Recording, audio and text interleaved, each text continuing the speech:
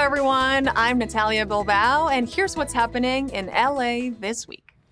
6 months ago, devastating wildfires made their way through Los Angeles. The mayor's office, Governor Newsom, and local leaders came together to highlight the progress that has been made and to ensure Angelenos that the recovery and support will continue.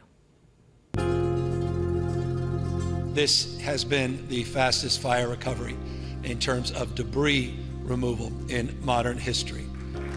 We stand here today after 6 months of resilience, 6 months of neighbors supporting neighbors, 6 months of government, philanthropy, the private sector, community organizations, neighborhood councils, chambers of commerce, and the countless members of the community that have come together to care and nurture one another. This process that unfolded over the course of the last 6 months is put, I think, in perspective as it relates to this slide. Over 2,000 homes per month that debris was removed. All told, 96% now of all the debris has been removed. We could say it's substantially complete. We advanced 23 executive orders, specifically around accelerating permitting, to suspend many onerous regulations and address some of the tenant protections. We extended property tax deadlines. We did some mortgage forbearance. We have forged new partnerships to rebuild key community spaces like the Palisades Rec Center and Palisades Playground, which will reopen later this month. And with more than 640 plan check applications submitted, construction is well underway in the Palisades, and LA is moving beyond the initial emergency response firmly into the rebuilding phase. Rebuilding our communities is not and will not be the sole burden on our survivors. The state of California has been a true partner, bringing resources along with funding and quickly moving with practical, people-first solutions. Los Angeles has been through a lot. Our country's been through a lot. Our communities are going through a lot. But if the teamwork of this year to date is any indicator, I know we'll continue to get through. We're going to get through, and we'll be stronger and more resilient than ever in so many ways.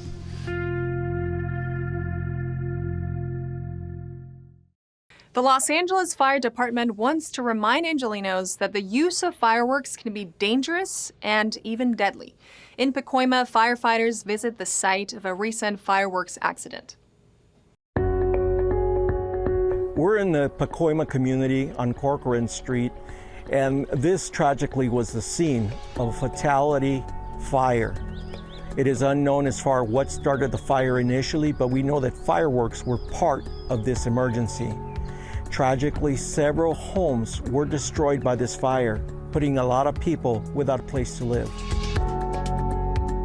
On July 3rd, just after 9 o'clock, the fire department was dispatched to the 12,900 block of Corcoran Street, community of Pacoima, city of Los Angeles. Units arrived to find several buildings, residences on fire. Firefighters were challenged because of the fires that were happening simultaneously and what was described by many residents as 2 explosions. There's evidence of fireworks throughout this neighborhood. So the fire department requested additional resources, and this grew to be a major emergency structure fire with over 130 fire department members at the scene. Firefight took over 53 minutes to get extinguishment. Unfortunately, there were several people that were injured, including one person that was beyond the assistance of fire department paramedics. One person was declared deceased at the scene, and one other person was transported with critical burns to a local emergency room. 4 other people were evaluated at the scene and released at the scene to seek medical care with their own physicians. And unfortunately, this is just another statistic of the perils and hazards affiliated with fireworks. We see that destruction, we see that increased danger, and we see the load and drawdown on our resources caused by fireworks. We want people to enjoy their 4th of July in a safe manner. There's many alternatives, such as going to a concert with professional fireworks. There's drone shows. There's other things you can do with your family to show your enjoyment of this holiday. We ask that you please leave the fireworks to the professionals.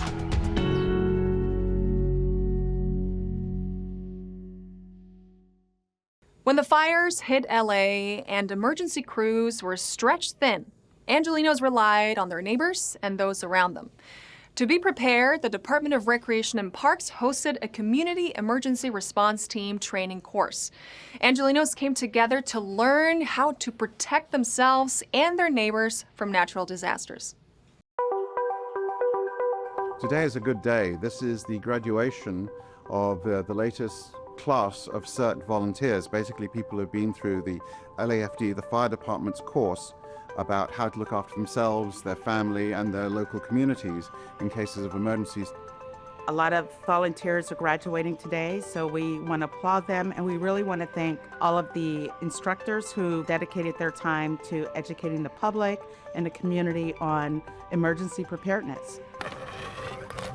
I first heard about CERT through Bill, who is our bingo caller, and he felt that it was an important situation for women of our age to have that. And I am so happy that he did, because it's very enlightening. We covered in the classes some of the topics and the themes were fire protection, how do you respond to an earthquake, active shooters, first aid. In the event that you can get to your neighbor faster than the fire department can, what can you do?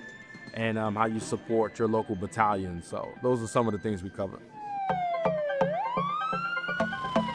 With so few firefighters over such a large urban area, the possibility of them coming to your home is not great during an emergency situation. They're going to schools, they're going to apartment buildings, they're going to office blocks where the mass casualties might occur. So you will have a period of time where you have to look after yourself, and that's what CERT hopes to do. The way it was handled, the program is inspirational. It really makes you feel like you're wanted, needed, important. We have to protect ourselves, and that's the way to do it. But you need the training. It's not something I could open up a book and read about. You want to see the visual, you want somebody who's experienced and talk to you about it. So for me, the on-site teaching is important. It's a diverse group of people here. You will find someone that you relate to, and you will find it useful to you as you move forward in life. And you might even want to join a CERT team and get involved even more that way. To all of the instructors who participated in the training and the CERT training, this was a great opportunity for many community members to participate. Neighborhood leaders from across Los Angeles gathered at City Hall for Budget Day. Hosted by EmpowerLA, representatives from the 99 neighborhood councils gathered to learn about the process that goes into building the city's budget, as well as to understand what is to come. Today is Budget Day at City Hall. It's a day where we bring electeds and people who are very well versed in the budget of Los Angeles come together to teach the local people exactly how the budget is made and what they can expect in the next fiscal year as far as services from all the departments in the city. And so it's important for Angelenos to express their voice and their opinion on where they think their dollars should go. The Department of Neighborhood Empowerment is here to support the Neighborhood Council budget advocates. We always say that neighborhood councils are your voice at City Hall. We're elected from around the city of all the neighborhood councils, and I would urge every stakeholder in this city to get involved. Currently, 19 in college, I want to get involved. I want to be lead the generation. So many Angelenos are concerned about services, whether they're going to have programs in their parks. So I think it's just important to get involved, understand the city's finances and how we can actually make a balanced budget, and that works for all Angelenos. While we realize budget is not a sexy topic, budget dictates services. So we need to know what the city's spending their money on If you want to learn more about the budget and make a difference and take action, join the neighborhood council system. Go onto our website, which is EmpowerLA.org, and find out more.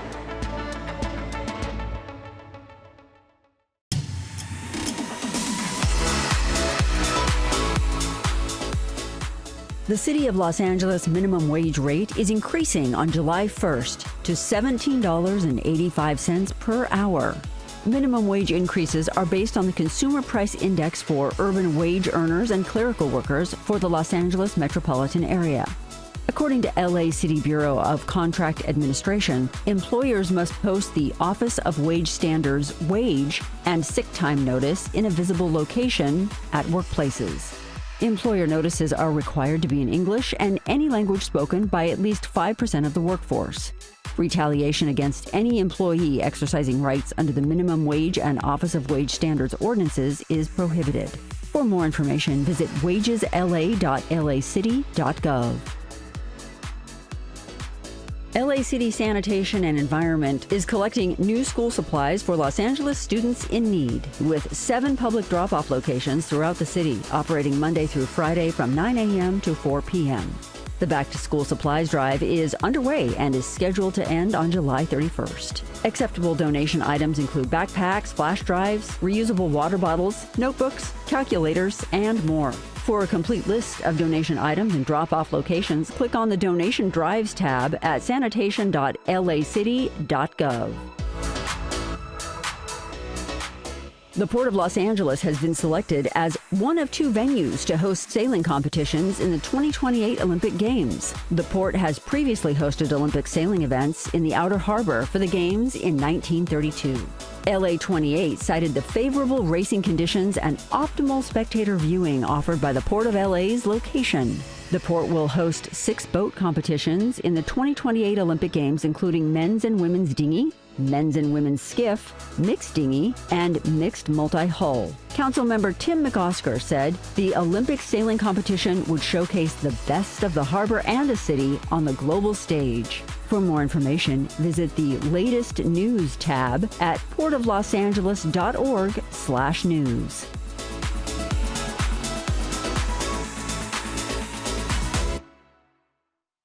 No phones, no computers, just a nature-filled weekend of fun at Camp Hutt.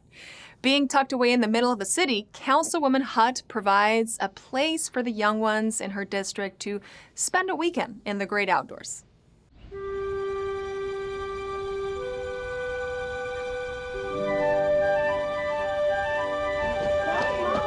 We're at Camp Hutt, which is in Griffith Park at Camp Hollywoodland. This is our 3rd year really bringing children out to the fresh air. They're understanding what can happen without technology. The children are here for the entire weekend. Today, we have about 100 kids, just a little less, here at Camp Hollywoodland up in Griffith Park. And we are spending the day doing archery, climbing wall, we're doing swimming, so much full-time crafts, building, all of these exciting activities, because we have the opportunity to bring all of these kids from Council District 10 up and let them experience camp. The 10th district is dead in the middle of the city, right? We're 8 minutes from downtown. We're 8 miles from the beach. But children need to get into our hills and our mountains, get in the outdoors, listen to the birds without the cars, right? And that's the kind of experience that they're having now. They are doing crafts, games, they're doing night swim, they're having so much fun. Right now, they're doing KP, because it's lunchtime and then they got to clean up afterwards. We know that there are a couple favorites that kids love to do and don't have opportunities to do otherwhere else, like archery, and we have a 25-foot climbing wall, which is always very exciting. I even went up the rock wall, and that was a lot of fun. So I think that they're having a great time. They just finished a beautiful science camp with Brother of Color, and that was with Paris and Jasmine. I think it's really exciting because they know them from their being influencers on Instagram. We like to teach kids new science experience in a fun way, a way that intrigues them and a way that they can enjoy it and learn from it. And all the batteries have to be in a Hutt. Seeing our fans in person, it shows that what we do, it impacts their lives, it intrigues them, and that we're making an impact on the world. Camp Hollywoodland and coming to camp creates a lot of space for kids to make new friends, test out their boundaries, try new things. They're gonna talk about how they tested their strength and agility by going up the rock wall, by going up the rope wall, by swimming at night. And they're gonna talk about it with their friends. I have children here that this is either their second year or their third year, and this time they brought friends or cousins. So they have had an experience that they want to share with other folks. And I think that's what it's all about. Bring a friend and a neighbor and have this experience together. There are over 50 aquatic centers in the city, but only Hansen Dam has new rubber duck paddle boats. The Department of Rec and Parks and Councilwoman Monica Rodriguez launched these new boats and encouraged everyone to paddle their own duck at the dam.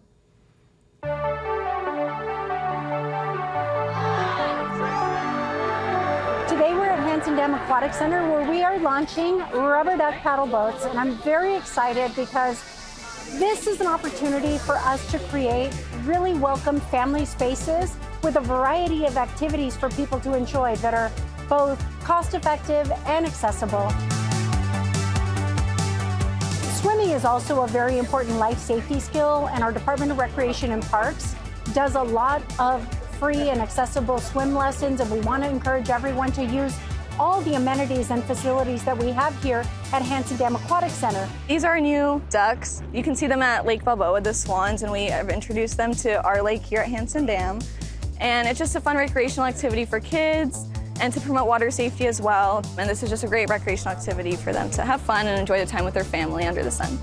It's real easy to get on the paddle boats. We'll give you quick instructions how to navigate around the water.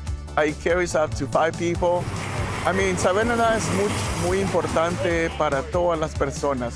So, queremos que todas las personas cuando están cerca de una alberca o lago o en la casa que estén seguros. So, es muy importante aprender a nadar. So, visiten una de las 50 piscinas que tenemos en la ciudad de Los Ángeles para aprender todos los programas que ofrecemos. You got your kayaks out here, you got your duck paddling that is open to the public, the kayaks are open, you can paddle around the lake, you have a canopy overhead so you do, for safety sun protection. And you can just get out there and enjoy yourself by paddling around the lake and getting in some great exercises.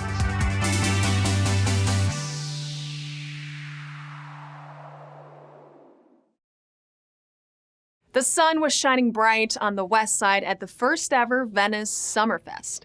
With over 100 vendors, small businesses, and local artists, it was a time for good food, family fun, and a chance for the community to connect. So today is the Venice Summerfest here in Venice Beach, and this is a day full of just beautiful people. I think it's over 100 vendors.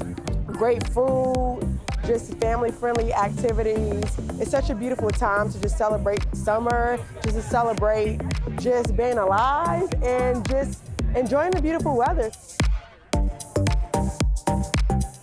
There's lots of food, lots of drinks, lots of vendors, local artists selling their handmade, crafted projects and small businesses. It's been great so far. What better way to start off the summer here in sunny LA, sunny Venice at the Venice Fest.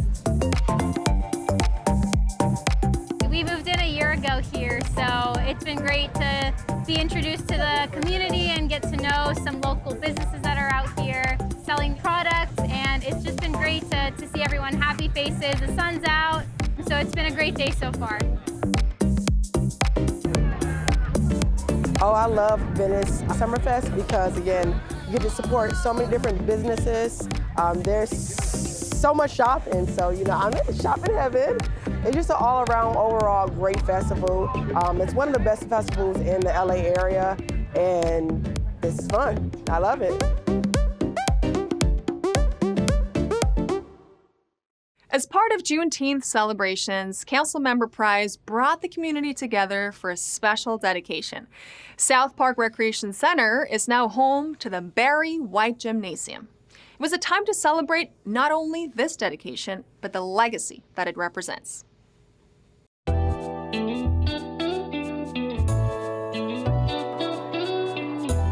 Well, we're at South Park, and part of our Juneteenth celebration, we're dedicating the gymnasium to Barry White.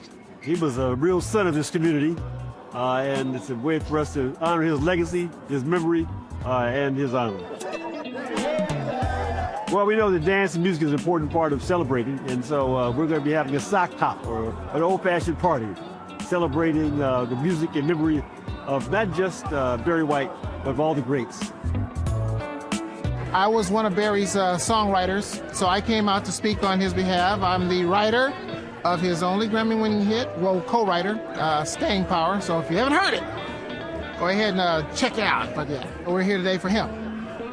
Some of the best times of my musical career in my life was shared with him, being in the studio with that man. So and now to have this man's name imprinted on this building, man, it means so much for me personally. You know what? I think it's fabulous that we continue to honor, especially with it being Juneteenth. You know, people like Barry White, they have a legacy. Their music will live on. Somebody like Barry White was a staple of this community and a staple of the culture. To dedicate something like this, to bring the culture back, it ties in both to our blessed holiday of Juneteenth and the blessed spirit of community. Those two combinations with Juneteenth and with the community coming together to incorporate the rededication of Barry White, I just think, like I say, it's a chef's kiss in my view. It's important that not only we know, but the world should know about Juneteenth. Because imagine if your people were slaves and then they were told they were free 2 years after it became, yeah, you'd want to celebrate that. And that's what it's all about.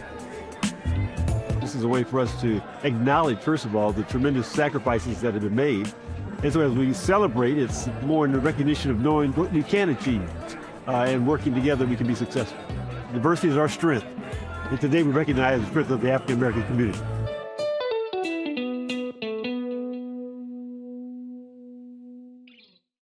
Built in 1915, the Center for the Arts, Eagle Rock, is not only a historical monument, but it has become a cultural hub for Northeast Los Angeles. It's a place for the community to practice, enjoy, and express the arts.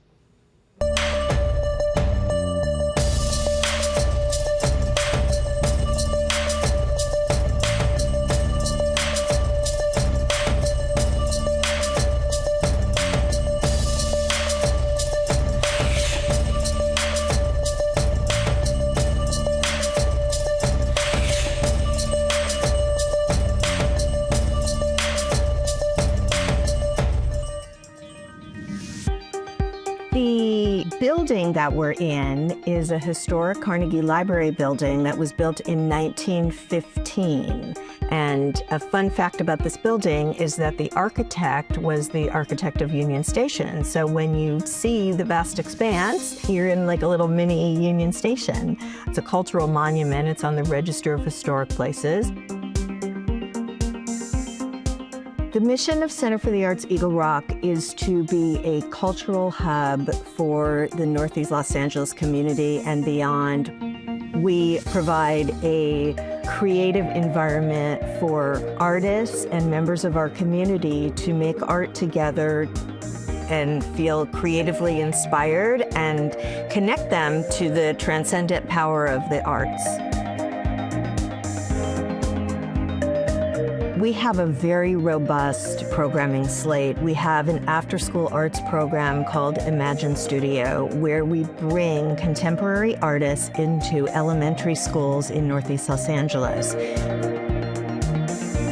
We also have, for families, we have a weekly doodle hour where children and their parents come and they draw like Matisse, they draw like Picasso, they learn to do character art, they do illustrations.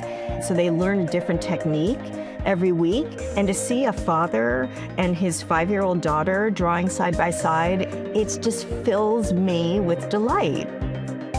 On the other end of the spectrum, we have Drawing Lab, that is an online drawing workshop, and the median age of the artist is 80.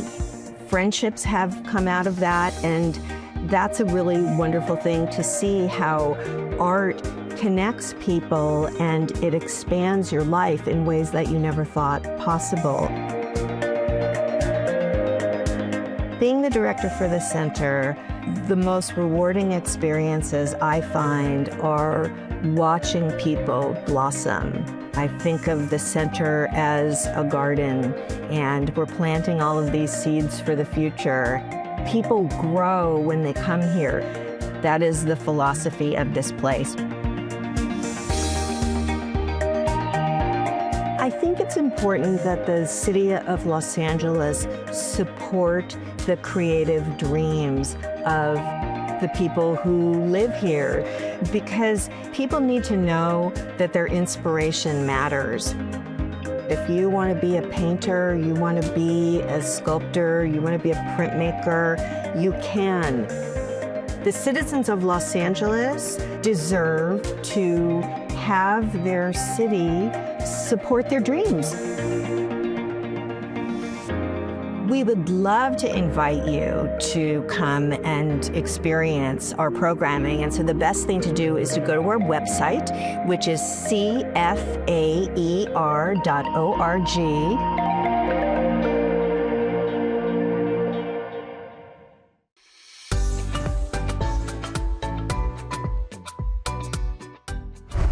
Join Levitt Los Angeles on Saturday, July 19th to enjoy hip-hop, turntablism, dance, and community power.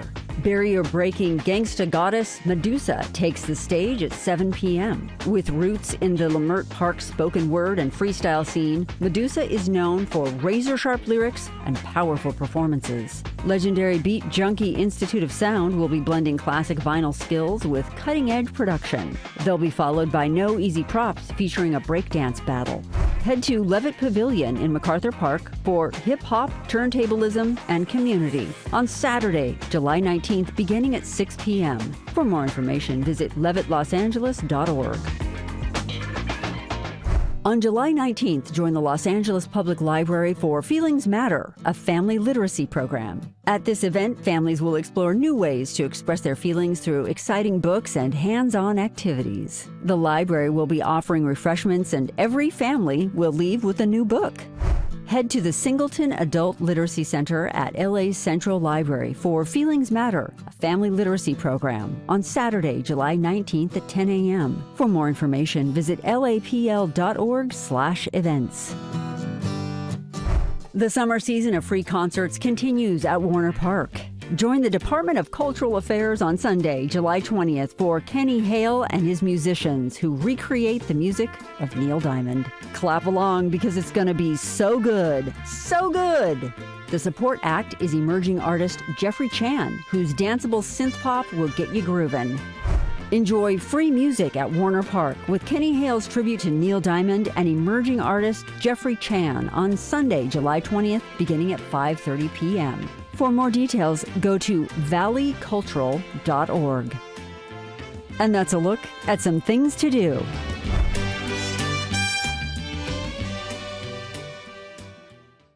Please check the websites for any changes to those things to do. And that's all for this week. I'm Natalia Bilbao, and from all of us here at LA This Week, thank you so much for joining us. Remember that you can watch us online anytime at lacitybview.org, and we're also on Instagram, Facebook, X, and YouTube. See you next time for more LA This Week.